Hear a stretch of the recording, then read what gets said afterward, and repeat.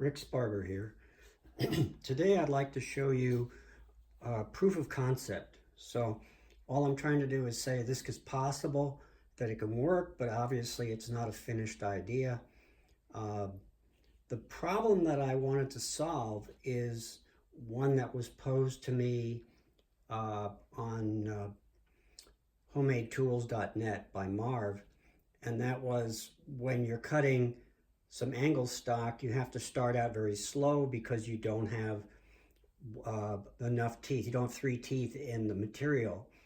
And yeah, the way that's normally done, and what he does, is to just feed in very slowly until you get enough material so that you can let go of the saw and let it go and cut the rest of the way.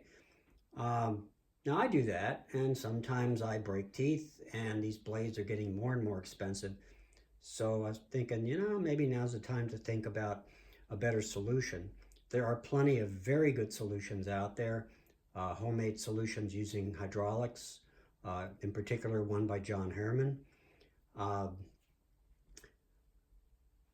I'm looking for a different way to do it. Can I do it for simple and cheap? Now, I happen to have a sinus problem, and so I use Neomed sinus rinse. And every 3 months you're supposed to replace these bottles. You get them in the kit. So I have no lack of these bottles. Their value to me is close to zero. Have plenty of them around, so that's a good candidate. And it turns out that the hole that's in the end is a decent diameter for tapping 1032. So here I have a 1032 screw that's nice and knurled, and after I ran the tap, look at that. You can tighten that right in. And at that point, this becomes pretty much sealed. It leaks a little bit, and that leaking is actually the feature, not the bug. Now I have here a stack of wood to get the right height. And when my saw comes down, you can see that it pinches that bottle. Let me zoom in. Pinches it, and now the blade is just kissing the top of this piece of stock that's very thin that I have clamped in. So let's see what happens. So the bottle is leaking a little tiny bit. And I can adjust that screw, back it out a little bit, and it'll increase the leakage.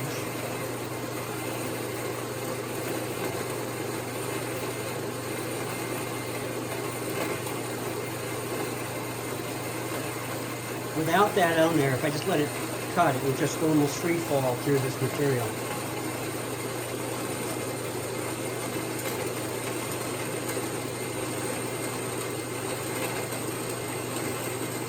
Okay, so it's cutting, but it's doing it without a lot of noise because it's going through it so slowly. The bottle is collapsing. It only had air in it, so it's not like it's making a mess. But I've got a nice, well-controlled fall, just like with the nice hydraulic cylinders.